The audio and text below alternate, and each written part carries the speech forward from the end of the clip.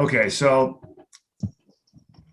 when I put out that feeler on social media, seeing what there's things people wanted to talk about or specifically wanted to hear about, and there was one that I really liked, a question or a topic that someone requested that I really liked, which was transfer of training.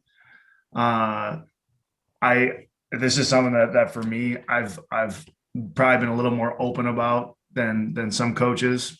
At least I think these questions that I've more or less I've penned a bunch of questions here, guys, and we're going to go through. We're going to talk about these. I'm just going to ask questions to see where we lead to. But to me, these questions we are going to ask ourselves this next 35, 40 minutes are the questions that need to be being asked. And just to be completely honest, they're just not. As we've talked in the past about the typical lens a strength conditioning coach looks through, a sports performance professional looks through, is it's very reductionist in nature. It's if I do this, this will happen. If we get faster, we'll become better football players, so on and so forth. So we're going to really dive into that today. And like I said, I think a lot of people probably that listen to this will probably get angry. They'll probably feel like, well, man, don't we do more than that? Their pride, their ego, whatever it may be. There'll be a lot of probably feelings throughout all this. So I'm excited about it. I think these are the right questions to ask. So we're going to roll. So my first question, just very generic, that I just, whatever, any of you guys can answer it. What is transfer of training? I think of transfer of training. I'm looking at what we have done in the 8 months leading up to the season, and does that allow us to perform better in the 12 scheduled football games?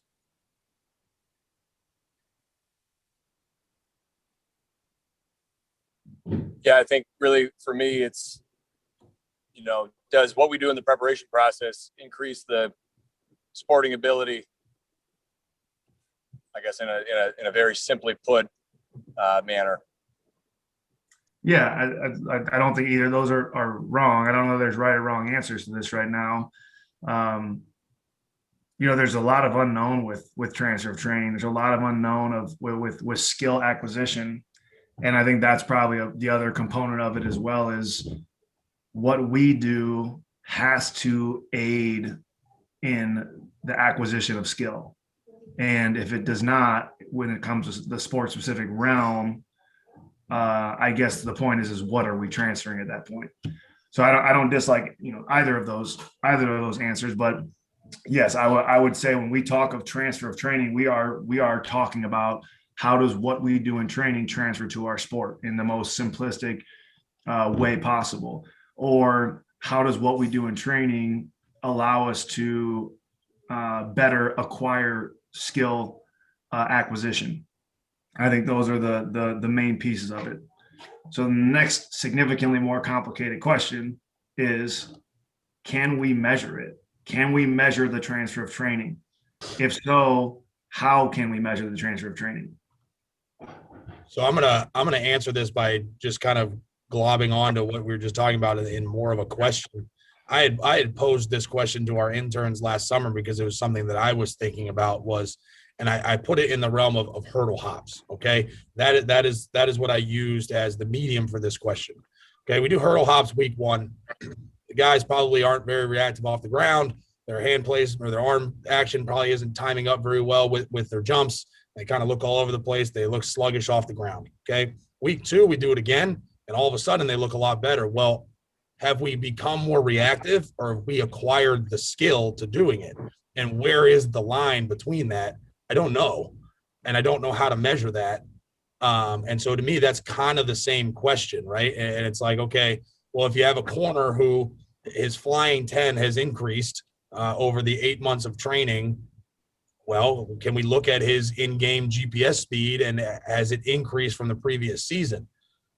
Well, can we equate that only to the flying 10s or just the squats, or does all come into play? Or I don't know the answer to that. There's only so many measurables that we have, and we certainly can't go ahead and look at those measurables and allow ourselves to add them into one variable. We did this in our training and this guy got faster. Well, there's a lot of things happening. And so I guess my answer to you, coach, is you have to look at the measurables you have, and then you have to be able to separate those from individual aspects of your training. And the question is the transfer of the total training happening in sport and not necessarily a transfer of one mode of exercise or not. So then the next question would be to that, Heist. So if my 40-yard dash decreases, if I get faster, does that help me become a better football player? Will I be better on the field? It might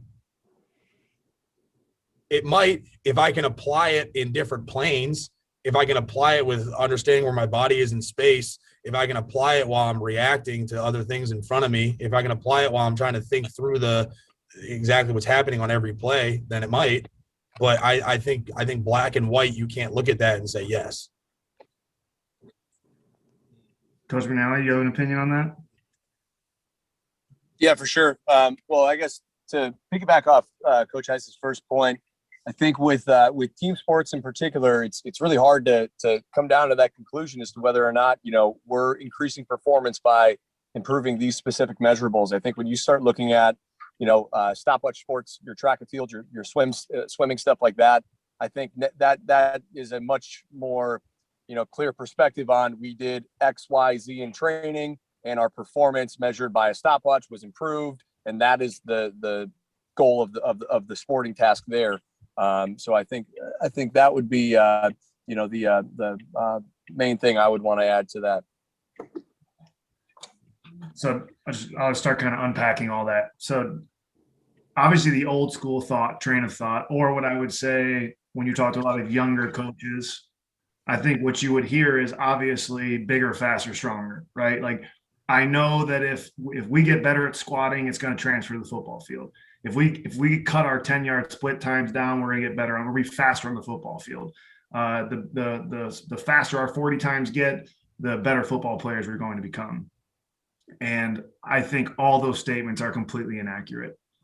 As Coach McNally mentioned, with stopwatch sports such as track and field, like, yes, if in training, if we can get you faster, we know that's going to make you better at your particular sport. But our sport, the sport of football, and a lot of other court sports or field sports, there's two different kinds of speeds. There's cognitive speed and there's physical speed, how fast I actually am versus how fast I can dissect all the variables that are happening around me, all the abundance of stimulus that's happening around me. So from a physical and tangible, we are extremely reductionist. It would be highly reductionist to sit there and say that if we get them faster, they will become better football players. That is just not necessarily the truth. So my point is coming back to all this, we really need to think about what and why we're doing it. And then also, how are we measuring it? Okay. So for me, what I like to look at is when I look of is our training working? Is there transfer of our training? I look at a guy like Jarrett Patterson, who's one of the best running backs in the country. Okay. Well, the nice thing about the GPSs at this point, what we have access to is to a certain degree, we can see some transfer of training. I know that Jarrett, the fastest he clocked in 2019 was 20 miles an hour. I know that Jarrett was able to hit 21 point plus multiple times this season. From a standpoint there, we can look at and say Jarrett's on-field in-game speed was faster this year than it was last year. That's a form of transfer of training. I still don't necessarily know that did that absolutely make him a better football player? Did that help us win football games? But we do know, at least in that regard, that there was some form of transfer of training in game, right? We know that Jarrett's times got faster throughout the summer last year, and we know that correlated over the game. Jarrett's also a guy that already has insanely high cognitive speed, so you see that, and that's one piece of it. So I think the measurement of these things are extremely difficult. I think that we have an extremely high reductionary lens as far as if we become better squatters, we're going to become better football players. If we become better Olympic lifters, like those things are just highly, highly reductionist in nature and very hard to say. Can But I, so then it goes the other realm of it too is what, when we talk about transferability, so it's hard to measure. So is it measured in wins and losses? Because I don't believe in that either. well, I want to go back a little bit to, and we keep saying, reductionist and getting stronger and faster doesn't necessarily make you a better football player, which I think we all kind of have a general consensus on that. You can't go ahead and just stamp that to be the truth.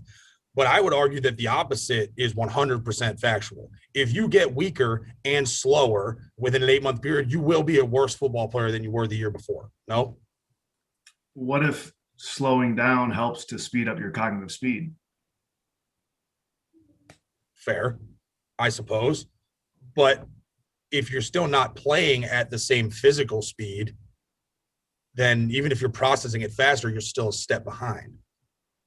There's things we know. I guess I think the best way to dissect this and to really think about transferability is the difference is, right? I know at the end of the day, through doing this long enough, that if I get your RDL stronger, heist, I know your back squat's going to go up because of it, right? I know that if I get your upper back and triceps stronger, I know your bench press is going to increase because of it. Yep. I know that if I can teach you how to project force in the right direction, and I can teach you how to produce and project more force into the ground, I know your 10-yard split is going to decrease. Those are things that I know, right? The transfer of training in that regard to the outcome, I know those things. There are very few ways we can say that same thing when it comes to transferring to the sport. And that is where I think that we are really missing the boat right now with how we are trying to just say, are we or are we not doing a good job? My point is just because you are having 6, 7, 8 inch increases on vertical jumps in 2 years or dropping 40 times, that's great in a combine setting, but there's a lot bigger piece to it, to what we do on a daily basis. And I don't think that's being talked about very much or nearly enough. So then do you say, does it go to like a holistic algorithm? Like this is a piece of an algorithm that creates a total player. Like if I got a quarterback, well, like you said, if cognitively he's a mess or confidence he's a mess, his athletic ability has nothing to do with his actual outcome on the field. But your piece in the weight room and how to Heiss's point, his physical makeup is a part of the algorithm that's going to make him a good player. If physically he feels like crap or is performing like crap physically, well, yeah, that's gonna be a part of the algorithm that is his output on the field. I like that as an algorithm. You're right. There's a lot of pieces into it. That's a good segue into the next question. And really all these questions are to somewhat help formulate thoughts in your head. So the next question would be is, does our program work? How do we know it's working?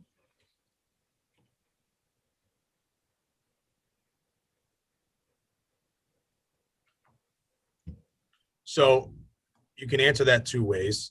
And if you take the transfer of, and I know that's what the topic is, right? The transfer of training into sport. If you take that part out of it, you can look at objective measures and tell you if the program is working to make them bigger, faster, stronger. Yes, I can tell you if that's the case.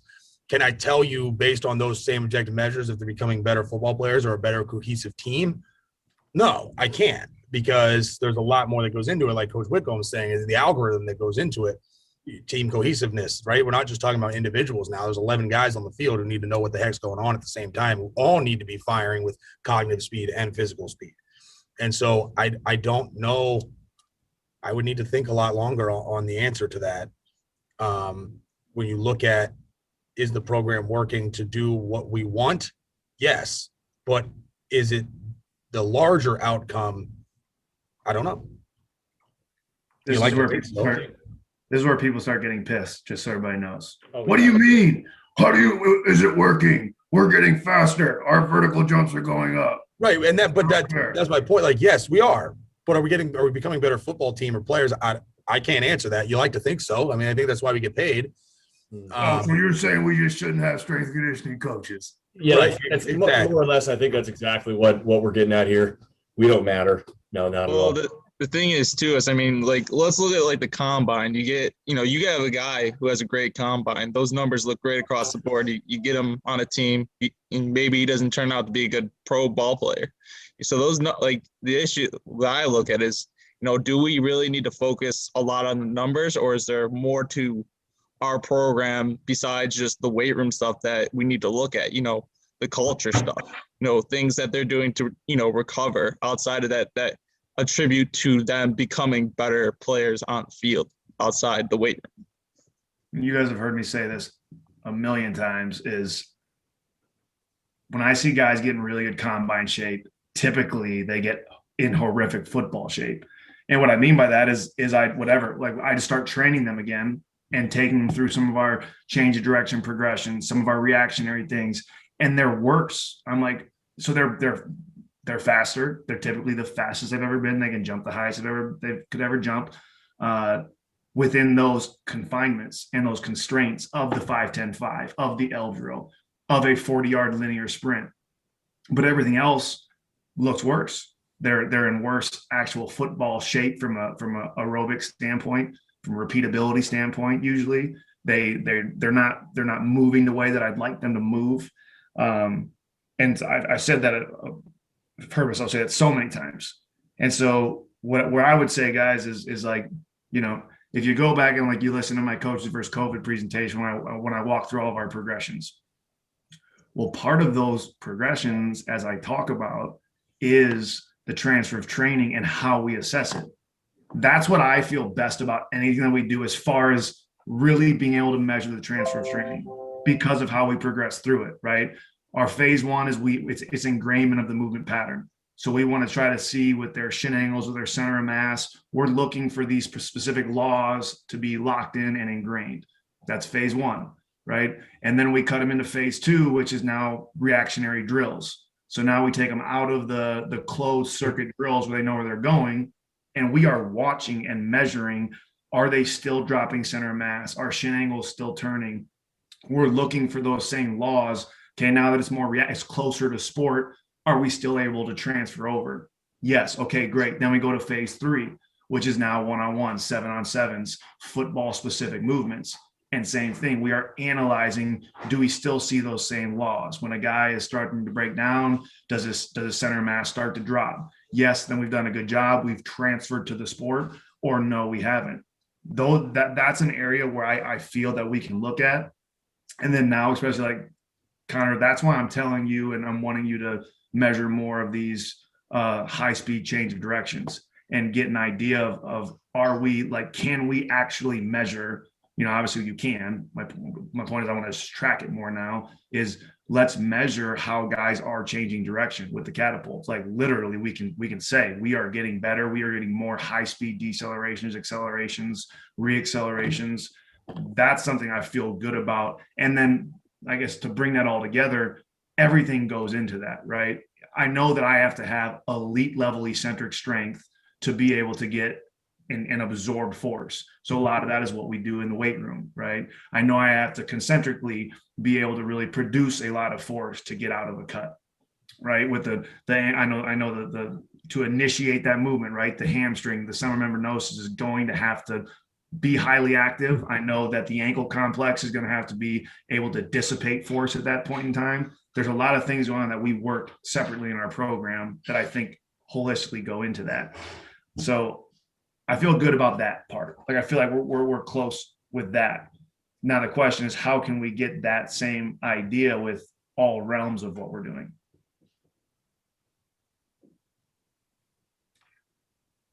I mean, I don't know that you can. I think that part of it is understanding that training the whole system is going to help pieces like what you just said, right? The understanding that the eccentric loading of those forces is huge, and you need to have the strength to be able to do that.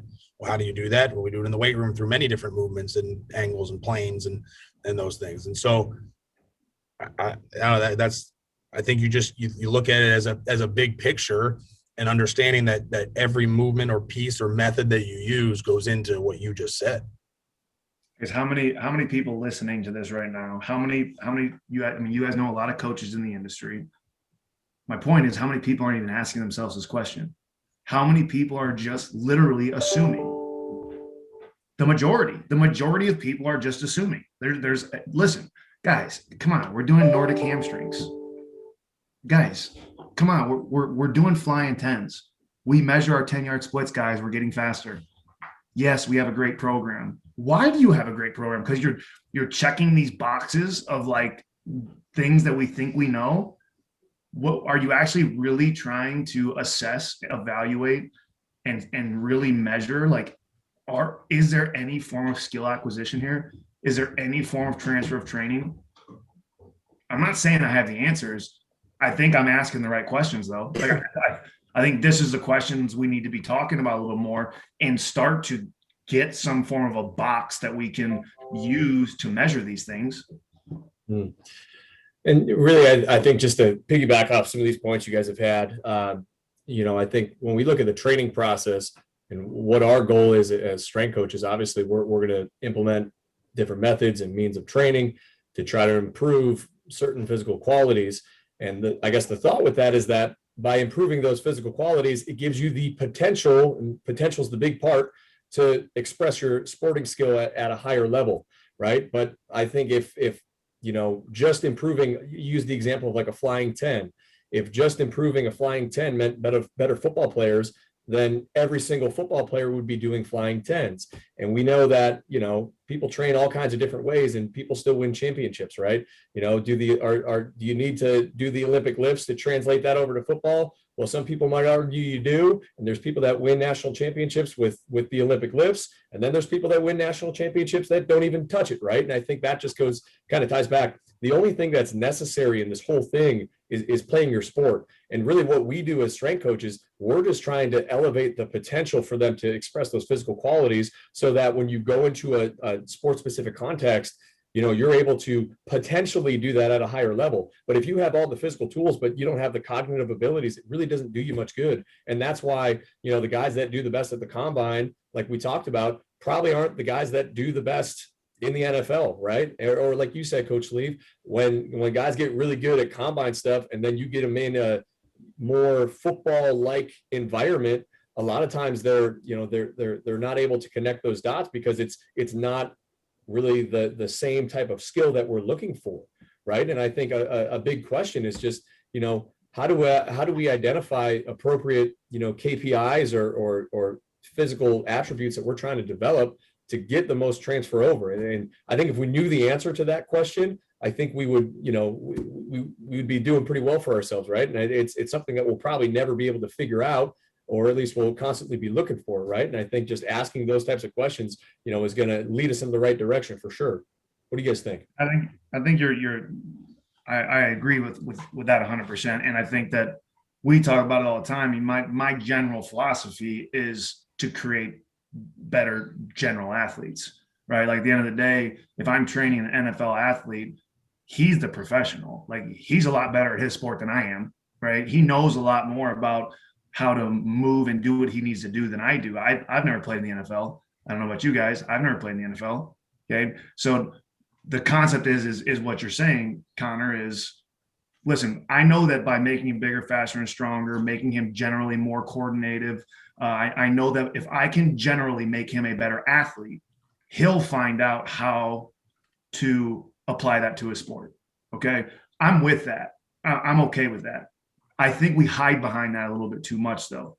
Everybody, and what I mean is just a yeah. Well, he'll figure it out. That's his job to figure out. I think there's a fine line and a balance there, and I just would like to define it more. I would like to start to get some of those things of okay, yeah, we can go through and we can absolutely say we've made this guy a better athlete. We know that, right? He's jumping higher, he's moving faster, he's bending better. Like we know we've done that, but then I would really like to know measurably, like, does that transfer to sport? And is that okay? I'm training an NFL tight end and he went from having 10 catches to 40 catches. Is it he went from having 4 30+ yard plays to 8? Like, do those things make sense? And I don't know. We need to critically think through some of those things But think about this, coach, right? Like if you say, all right, I train an NFL guy and he worked with me for an offseason, we improved his vertical jump, we improved this, that, and the other thing, any measurable you want. He goes from 10 catches one year to 40 catches the next year. Therefore, it's all Coach Sleeve, right? Well, what happens if they got a different offensive coordinator and they have a completely different game plan where we're going to implement, that's going to be part of our tactical scheme, is that we're going to implement more opportunities for our tight ends to catch the ball. Well, then how can you say it was possibly the strength coach? Yeah, maybe you gave him the potential to catch a ball and run away faster. But I mean, that's where I think we start, taking credit for probably when we don't deserve it. You know what I mean? And there's so many things that go into increased performance in team sport. To reduce it all down to what a strength coach does, I just don't know. At least in football and team sport, I don't know if we can fairly do that. No, there's no doubt. And the same people that want to stand on that box, I've never heard sit there and when the opposite thing happens, say, "Oh, that's me." They lost 20 catches. They, whatever it may be. There is so much more that goes into it. Here's the other thing. Here's the other thing that, we're talking about transfer of training as far as, is it making them a better football player, right? And that's our realm. And obviously athletic performance coaches with tons of different sports, like that's what we're talking about. But the other transfer of training is what we're doing allowing them to stay on the field long, right? And I think that's another transfer of training too that we're not even talking about right now. We said it all the time. What is LeBron James's number one attribute?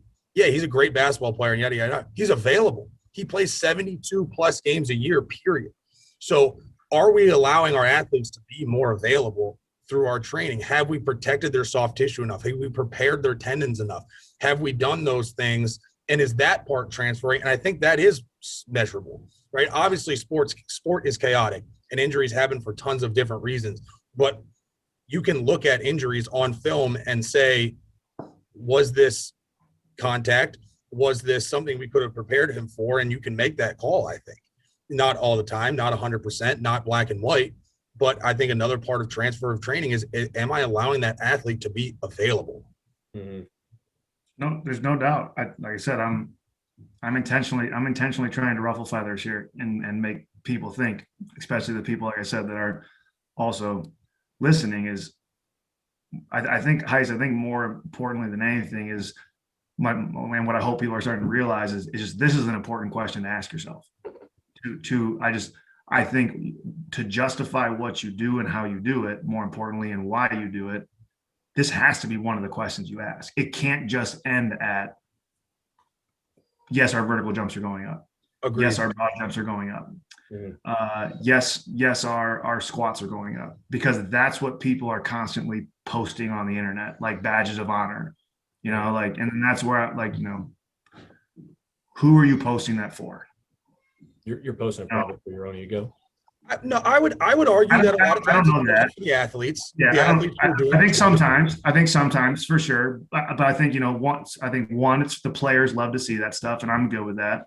I think for people who post a lot of their training modalities to show people that, hey, we're getting results, I think that's important, to show the results behind the methods of what they're doing.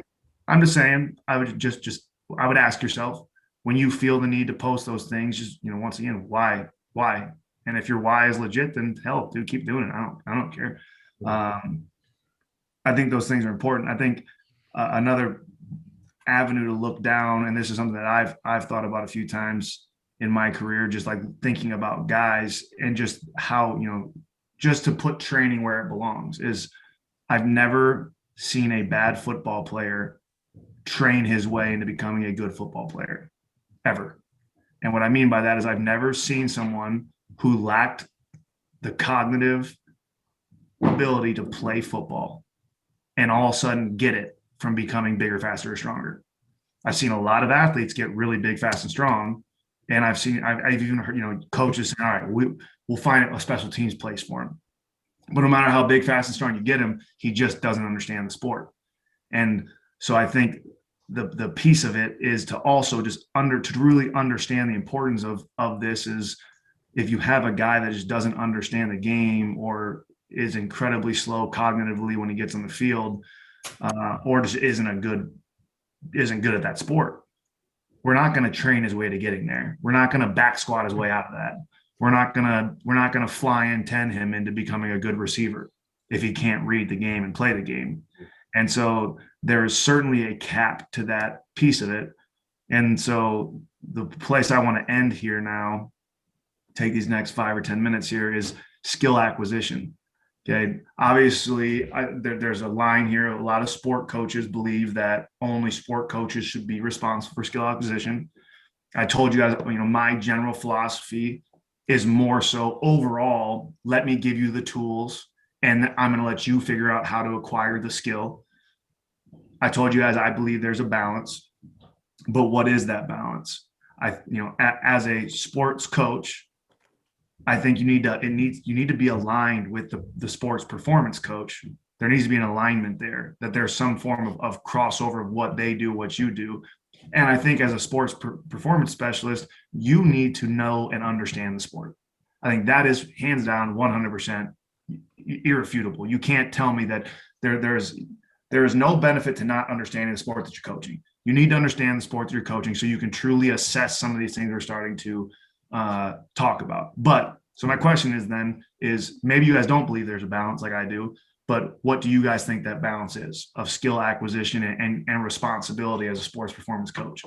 I think there's 100% a balance. I think that some things need to be understood that they can be trained outside of skill acquisition. And one of those things is reactivity. I can train reactivity in our setting that can allow you to get better at your sport. And if we don't touch that prior to playing the sport, then within practice, there's going to be time taken to regain that skill of reactivity. Until I get it back down to where it was or even improve it, I can't get any better at anything else I'm doing because I have to reacquire that skill. And so, like, to me, if we take our summer training and we don't train reactivity once in there in any way, then the first couple of weeks of camp, guys are going to look slow on their feet and stuck in the ground. It has nothing to do with the football skill, but they're just regaining the skill to react. And that is, I can't necessarily quote anything right now, but I'm pretty sure that is pretty well documented. That is a trainable skill that is outside of sports skill. So research wouldn't necessarily disagree with you, Heis. There's pieces of it that would. It's more or less where we are, and that's something that we're researching a lot right now. What the latest research shows is, as far as there's nothing that we know, from a solidity a solid standpoint of virtual or visual or auditorial reactions improve anything. That we don't know. That is not conclusive. From a reactive standpoint, one thing we do know is there's like an inverted U with reaction and stimulus, is that I know that, or I guess not an inverted U, but I know that initially the more stimulus that I'm asking you to react to, the more variables, your reaction time is going to decrease. So with one variable, it's going to decrease a little bit, 2 a little more, 3 a little more, 4 a little more. But there is a point in every athlete where that levels off. So whatever, if that's 7, after 7 variables have been added, you could add 100 more and it won't slow me down anymore. And so I think the thing that what we're trying to find out now is how can we push that before we flatten off, so where we continue to raise and improve our reactivity before we hit that point of no return, or I guess lowering it in that. Yeah, we want to take it down, right? You want to be able to, once you hit 4, you're not slowing down after that. Once you hit 3, you're not slowing down after that.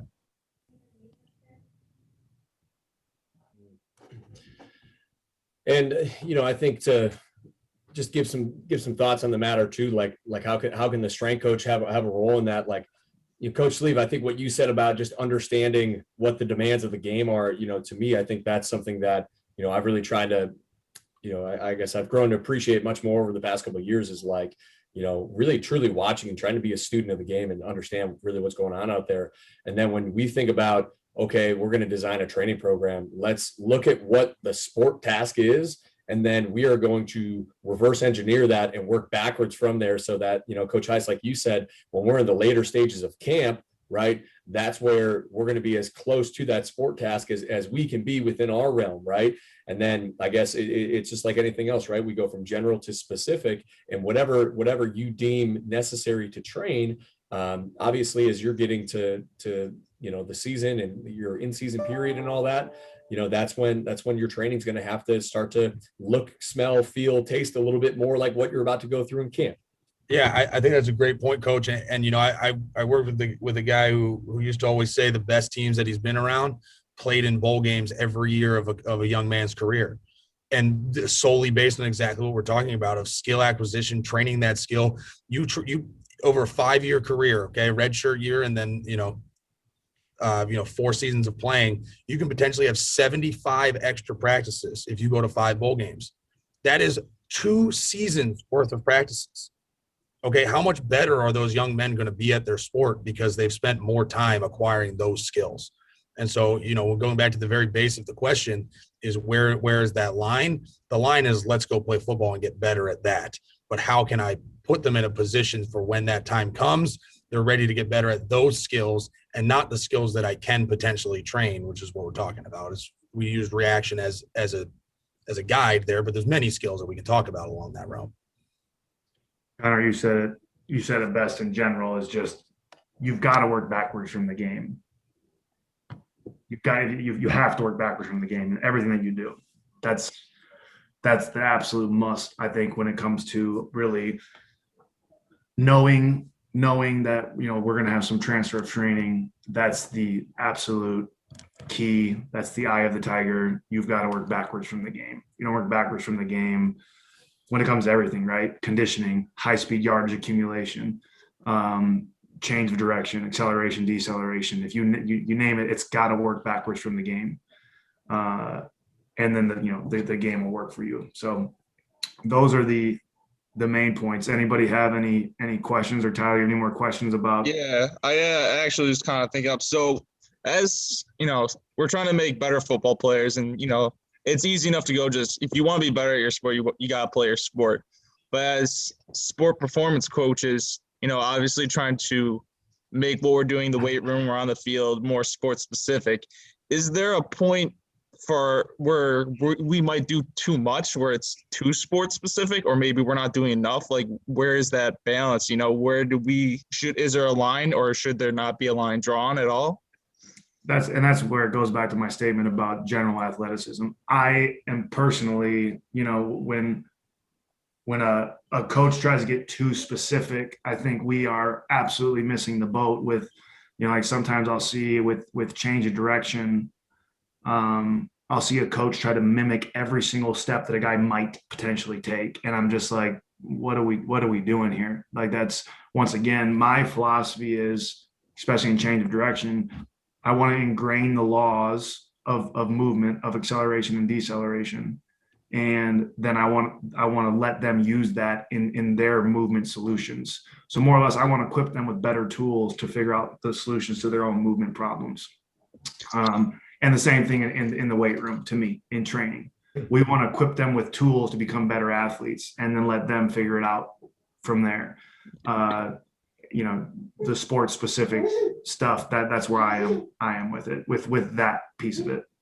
Tyler, I think you also need to look at the level of athlete that you're working with, and probably the best person to look into when it comes to transfer of training. If you look up Dr. Bondarchuk, he's written, I think there's like 3 manuals on transfer of training. And one of the biggest, most interesting things that I found from just, diving into those a little bit, what improves performance in, let's say, a novice level shot putter, the specific things that you're going to train, it might be and I don't have the numbers right here in front of me, but somebody who throws the shot, let's say 16 to 18 meters, getting a front squat improvement up is going to have a pretty good transfer over to continuing to improve that. Well, to go from 18 to 20 meters, the front squat, you can keep adding strength all you want. You're not going to see that, right? So that's maybe where improvement in performance of throwing a heavier shot, a lighter shot. And again, I don't have all the numbers in front of me, but I think when you talk about sport specific stuff, if you take all of your sport specific and very, looks exactly like what the sporting event does, type of activities, and you do that with a very novice level athlete, you're essentially pulling out an ace card when you don't need to. Right? That there's nothing wrong with it per se, but there's a whole lot other things that you can do so that when it comes time, when you go from 16 to 18 meters in the shot put, and now you're trying to get up to 20 or whatever, right? Use that card when you need it. But if you shoot those bullets right away, when it comes time to make that last bit of improvement, it's just not going to be there anymore because it's no longer a novel training stimulus. So I think when you're looking at it, get really good, do simple better early on. And then as you gradually progress and you become more advanced, start to reserve some of those more, and I don't really care for that term sport specific, but call it what it is, right?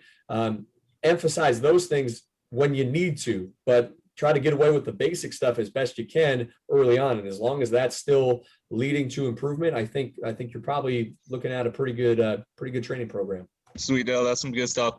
And then also what I had was, when we're looking at numbers and we're measuring stuff, and I think, some people do a lot of, screening movements and stuff like that. And I think we do a really good job of that. But do you think that needs to be a bigger part of what strength coaches are doing? I mean, I see a lot of times, you see on the strength coach, social media guys are posting numbers of big squats and big benches or whatever, and this and that. But, what's the movement look like? Is that something they're really, can we do a better job of measuring movements? Yeah, you could have a guy squat 405, but if it looks like crap, call it what it is. It's crap. Is it really getting the best out of that exercise? So do you think that's an area that we need to improve on as a whole, or? I think everyone can improve their coach's eye. I think the thing to understand is movement variability and movement signatures is understanding that everybody has a movement signature. So I think one thing, Tyler, we can really get distracted by is expecting every movement to look the exact same from person to person, and then even from rep to rep. It's just not going to happen, right? Just like if I ask you to sign a piece of paper 1,000 times, not one of those signatures would be the exact same. They'd all be slightly different. Now, depending on what level of expertise you had in signing your own signature, the variability of those would change. So what's that mean? It means that someone who's squatted 10,000 times is going to have less movement variability in that squat than someone who's only squatted 10 times in their life. So less experienced, less elite athletes are going to have wider movement variability in everything that they do. Elite athletes will have less variability in everything that they do. So understanding movement variability is critical. And then also understanding movement signature is critical, and understanding from person to person. There are ideal concepts that we need to know in dribbling, in accelerating, in max velocity, in power cleans, in deadlifts, in RDLs. There are key concepts and movement signatures we need to understand. But there is going to be a variability between those rep to rep and person to person. So we're looking for concepts, not perfect movements and perfect silhouettes for everything that we do. Stuff, love it. Anything else to add there, guys? Or Tyler, any more questions? That's all I got. That's some really good stuff, really good conversation we had going. I like it. Good. Man. Good use of expressions there, Coach Ice. All right, well, guys, I just wanted to piss off the whole sports performance world really quick. So maybe mission accomplished there. But seriously, everybody listening, I hope this did seriously stem some thoughts. Hopefully you guys are rethinking through some things, and there was no right or wrong answers here. I just wanted to stem some thoughts and see what people think. So anybody willing, please reach out to me on either social media, or if you got my number, give me a call. I'd love to hear your thoughts on it too. Other than that, guys, I appreciate it. Thank you for coming on.